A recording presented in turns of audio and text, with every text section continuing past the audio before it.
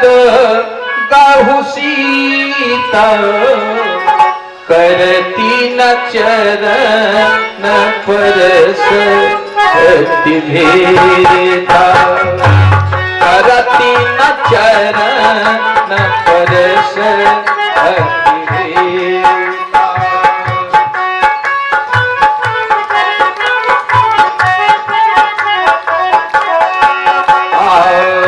करती न चरण परस अति भेदा, करती न चरण परस अति भेदा। सभी सखियां कही कि अब प्रणाम कर लो, पैर छू लो, लेकिन सीता जी भगवान के चरण नहीं छूने जाती, भयभीत है। क्यों भयभीत है? ये राकेश मिश्रा जी के तरफ से पिड़ारी से 151 रुपया अर्पित हुआ है, भगवान कल्याण करें। सीता जी भयभीत है। क्यों भयभीत है? ये हमारे शर्मा जी महुई से 111 रुपया दान में आया है, भगवान कल्याण करें। कहा गौतम की गति निरखी में कि जिनके चरण रज लगने से, ये पत्थर यादव जी की तरफ से 51 रुपया अर्पित हो रहा है, भगवान कल्याण करें, मंगल करें। ये हमारे श्रद्धेय श्री राजेश उपाध्याय जी की माता जी की तरफ से 100 रुपया इस यज्ञ में दान आ रहा है। ठाकुर जी मंगल करें, हम 5 के कमाई को बढ़ावे, जिन्होंने फिर अपने अपने माई के नाम से खूब रुपया दान। सीता जी चरण छूने नहीं जाती कि क्योंकि इनके चरण रज लगने से पत्थर नारी हो जाती।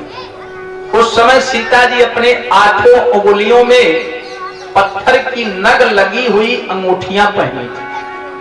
ये सोची कि कहीं ऐसा ना हो चरण छूने चलो तो पत्थर की नग लगे हैं, भगवान के चरण रज लग जाए तो तमाम नारियां तैयार हो जाएंगी। तो इतना सवत के पाली, कोई दुख सही जाता है, लेकिन सवतिया दाह नहीं सही मिला। बाबा ने लिखा कि है मौत बुरी अच्छी, लेकिन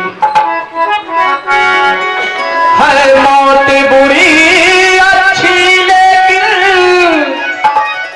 वह एक ही बार में आती है।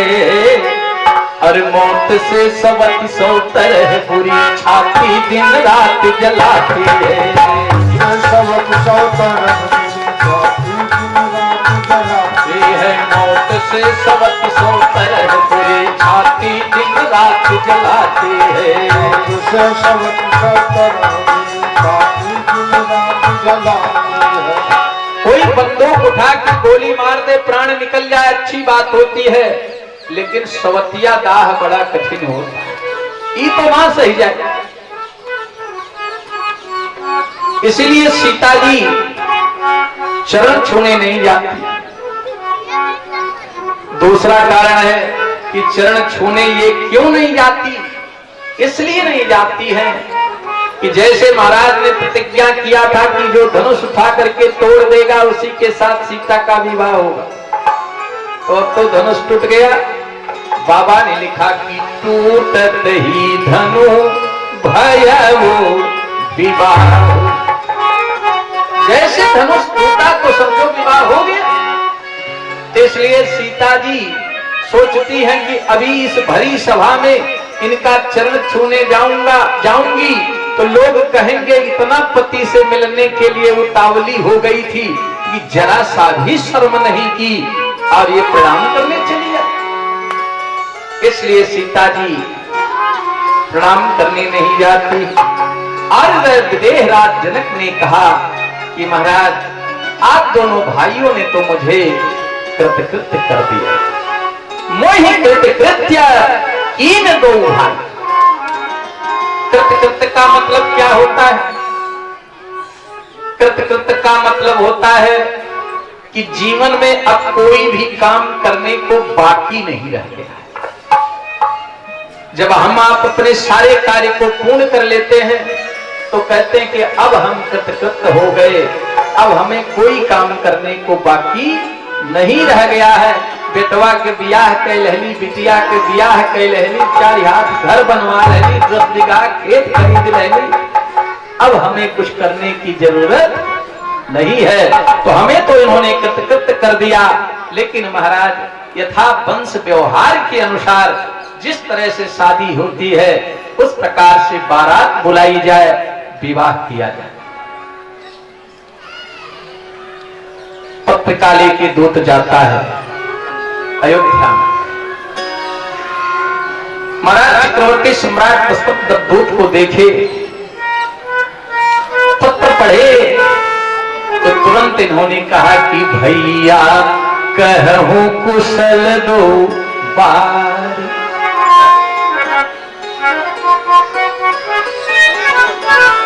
कहा भैया कहूं कुशल दो बारे, अतुमनी के निज नयन निहार। बहुत दिन बीत गया, मैं अपने लाला को देखने को नहीं पाया। मेरे दोनों पुत्रों का कुशल मंगल कहो, और तुम्हारे नयन सुंदर हैं, नीक है कि तू मेरे लाला को देख के आया है। बारात सजती है, बारात चलती है।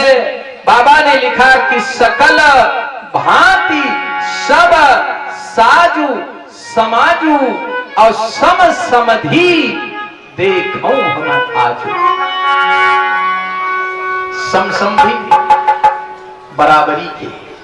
जितना धन महाराज जनक के पास था उससे कम धन महाराज दशरथ के पास नहीं था। इनका नाम अगर सीरथ ध्वज है तो महाराज का भी नाम दशरथ है। इनके पुत्र का नाम अगर राम है तो उनका नाम सीता है। इनके पुत्र का नाम अगर भरत है तो उनका नाम मांडवी है। इनके पुत्र का नाम अगर लक्ष्मण है तो उनके बेटी का नाम उर्मिला। इनके पुत्र का नाम अगर कीर्ति है, पुत्र का नाम अगर शत्रुघ्न है तो उनकी बेटी का नाम कीर्ति है। बराबरी के नाम भी है, अक्षर भी बराबरी के हैं। वो जनकपुर है 5 अक्षर का, तो ये अवधपुर है 5 अक्षर का। और भी एक बराबरी है। जिस समय राम जी का विवाह हुआ था उस समय राम जी की अवस्था कितनी थी? 15 वर्ष की। और सीता जी की अवस्था कितनी थी? 6 वर्ष की। में पंचरसाचार्य जी महाराज ने लिखा है कि जदपि सिया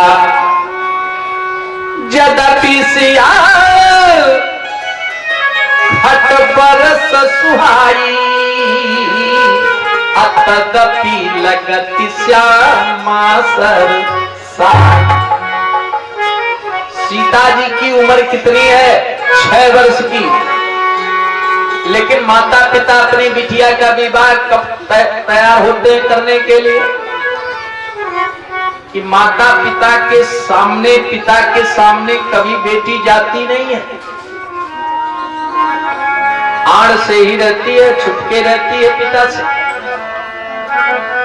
और कभी संजोग से अगर पिता के सामने से बिटिया गुजर जाए, चली जाए और पिता की निगाहें पड़ जाती है अपनी बेटी पर और वो देख लेता है कि अब तो ये विवाह की योग्य हो गई, तो तुरंत तो विवाह की तैयारी कर देता है।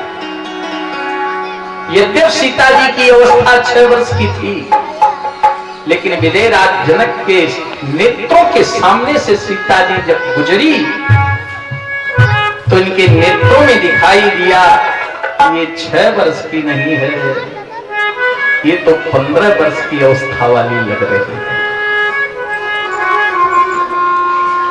जैसे सरसों का पुष्प जब फुला जाता है तो कितना अच्छा लगता है, उसी तरह से हमारी बेटियां जब 15 वर्ष की हो जाती तो इनकी सुंदरता बढ़ जाती है। फिर जनक ने जान लिया कि ये तो विवाह योग्य हो गई।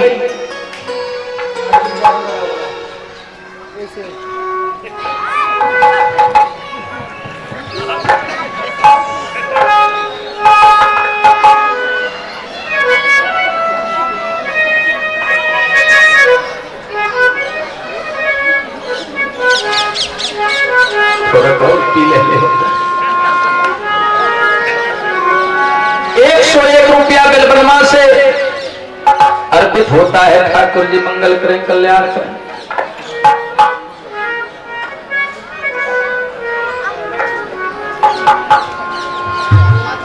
कहां कथा पहुंचल रहा हो।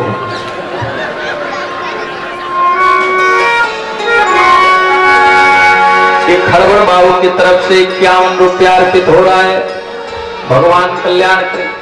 कहा यद्यपि सिया खट बरस सुहाई, यद्यपि सिया खट बरस सुहाई, तदपि लगती श्यामा सरसाई, तदपि लगती श्यामा सरसाई। सीता जी 6 वर्ष की थी, लेकिन 15 वर्ष की अवस्था की तरह दिखाई देती थी। जैसे सरसों का पुष्प फूला जाता है, उसी तरह से इनके शरीर दिखाई दिए। जनक जी ने कहा अब इनका विवाह कर देना चाहिए। तो सीता जी भी 15 वर्ष की थी। कैसे थी? अगर राम जी 15 वर्ष के हैं, सीता जी भी 15 वर्ष की हैं, तो इसका मतलब दोनों लोगों का जन्म एक ही दिन हुआ होगा। अभी तो 15-15 वर्ष के हुए। भगवान मर्यादा पुरुषोत्तम राम जी का जन्म चैत्र शुक्ल पक्ष नवमी तिथि को ठीक 12 बजे दिन में हुआ था, और सीता जी का जन्म वैशाख शुक्ल पक्ष नवमी तिथि 12 बजे दिन में। तो ये कई दिन के कैसे हुए? तो जिस समय मर्यादा पुरुषोत्तम राम जी का जन्म हुआ था, तो 1 महीना तक दिन का 12 ही बजा। कल की कथा में आप लोग सुने थे कि मास दिवस का दिवस भामर मन जाने कोई, रथ समेत रवि था क्यों विशाखवन विधि हो। तो चैत्र शुक्ल पक्ष नवमी दिन के 12 और वैशाख शुक्ल पक्ष नवमी दिन के 12, 1 महीना हो गया। इसका मतलब राम जी का भी जन्म उसी दिन हुआ और सीता जी का भी जन्म उसी दिन हुआ। इसी नाते दोनों की अवस्था 15 वर्ष की है। 9 वर्ष तक सीता जी धरती में रही। 9 वर्ष तक सीता जी धरती में रही, और 9 वर्ष के बाद जब जन्म हुआ तो 6 वर्ष महाराज जनक के यहाँ जन्म लिए हुआ था, जो धरती से निकली थी। तो 9 और 6 कितना हो गया? 15। इसी नाते बाबा ने लिखा कि सकल भांति सब साज समाजू, असम समधि देखूं हम। आज 4-4 दुल्हा गए हैं, 4-4 है। चारों का मंगलाचरण चल रहा है, चारों के द्वार 4 हो रहे हैं, और उसमें से कौन दुल्हा सबसे सुंदर लग रहा है? सब सखियां उस दुल्हा को देख देख के कहती हैं कौन सा दुल्हा सबसे सुंदर है। कहा आज मिथिला नगरिया निहाल सखिया,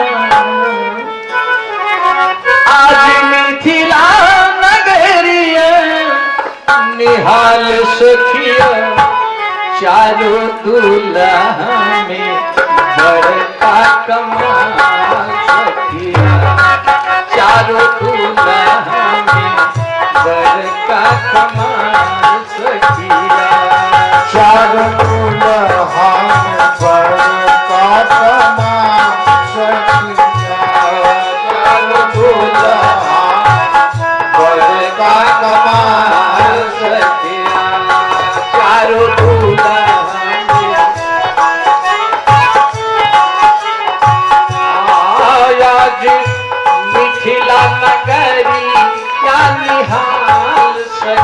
सखिया आज मिथिला नगरी रानी हार सखिया चारू दुल्हा में बड़ का कमाल सखिया चारों दुल्हा में बड़ का कमाल सखिया चारों दुल्हा में।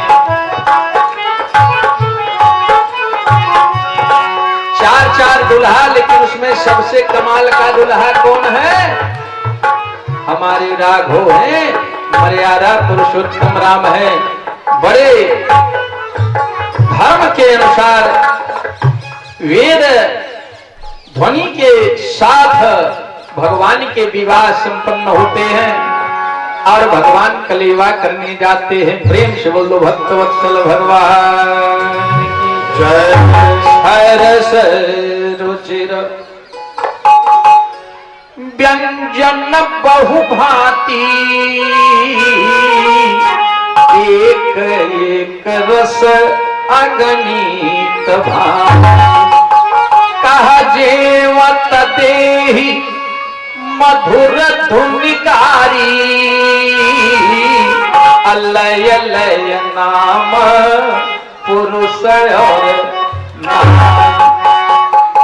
जितने लोग थे बारात में सबका नाम ले ले करके हमारी माताएं बहनें गाली देने लगी। ससुरारी की गाली बड़ी अच्छी लगी।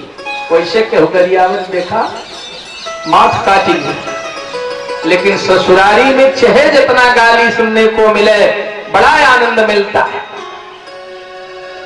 और वहां की सखियां जब गाली देने लगी तो प्रभु राम जी के स्वरूप को जब देखा तो देखने के बाद सभी सखियों के ये नामे भूल गया कि गाली किसे देना चाहिए। किसे गाली देने लगी? देना चाहिए था राजा दशरथ को गाली, और वो मिथिलेश का नाम ले ले करके गालियां देगी। कैसे गाली दे रही है? मिथिलेश की बात सुनो सजनी, मंडप में भयो एक कौतुक भारी, जीवन बैठे जभी बर चार, सब नारी चढ़ी मिथिलेश अटार। कहा देखत राम कुरूप अनूप, विमोह गई सब कामन हारी, अरे भूल गई अवधेश कना अरु देने लगी मिथिलेश भूल गई। क्योंकि भगवान राम का ऐसा स्वरूप था, उस स्वरूप को देख करके जितनी गाली गाने वाली थी सब मोहित हो गई। महाराज दशरथ का नाम भूल करके जनक जी का नाम ले लेके गाली देने लगे।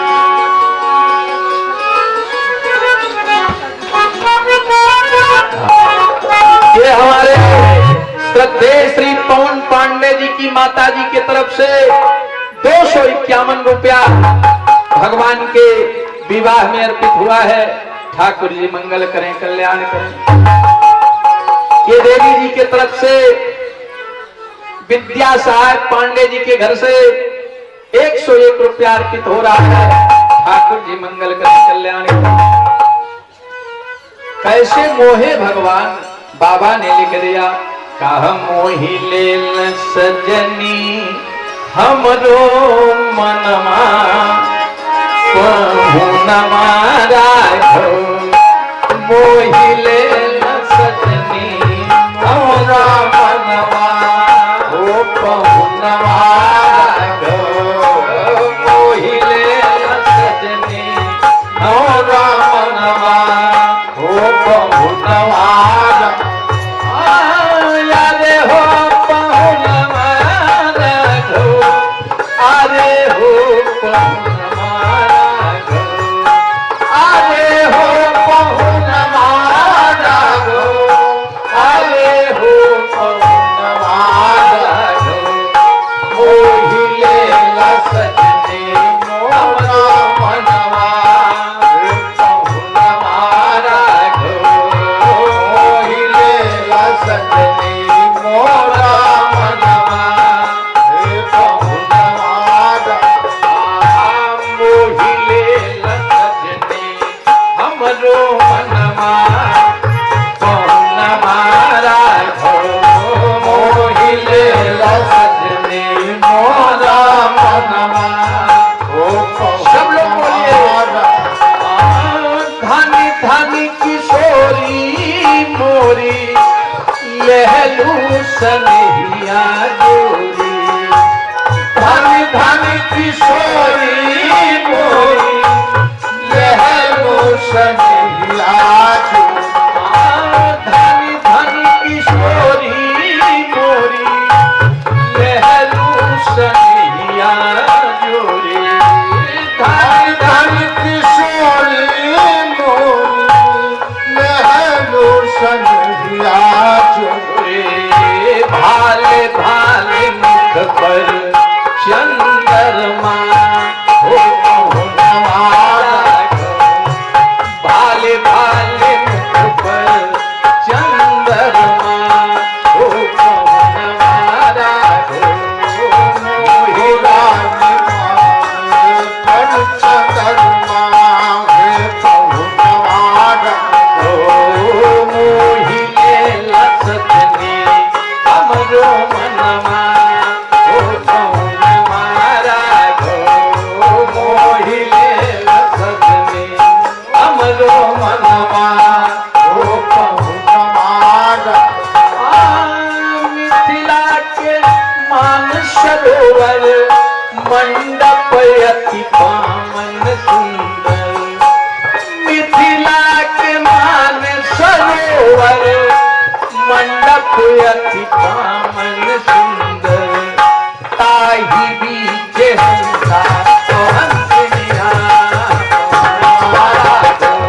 ताही बीच हंसा ओ हंसिया पहुनवा राघो मोहिले सजने हमरो मनवा पहुनवा राघो मोहिले मोरा मनवा राघो मोहिले सजने मोरा मनवा पहुनवा राघो मोहिले मोरा मनवा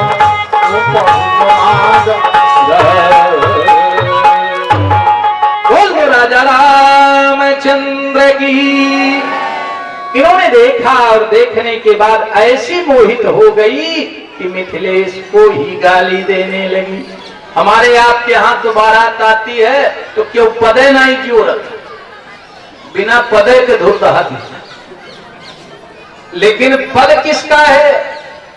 पद से गाली देना चाहिए। वह सासू भी गाली देती, वह अजियो सासू गरियावत थी, वह सरहजियो गरियावत थी, वह सालियो गरियावत, वह फूहो गरियावत। लेकिन ऐसा गाली कभी नहीं देना चाहिए, पद से गाली देना चाहिए। जिसका जो पद है उस अनुसार गाली देना चाहिए। हमारे जनकपुर में हमारी माताएं किस तरह से गाली देती हैं, आइए आप लोग भी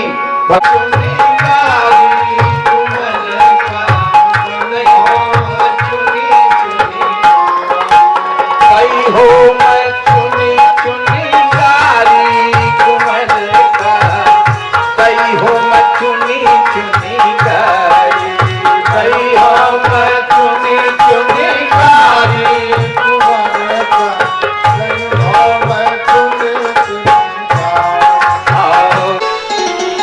फिर वो पानी के रूप में परिवर्तित हो जाएगा। मेरा कारण बोल है। प्यारे सज्जनों, कोई राम को मानता है, कोई कृष्ण को मानता है, कोई भगवान शंकर को मानता है, कोई दुर्गा को मानता है, कोई काली को मानता है, लेकिन सब एक है।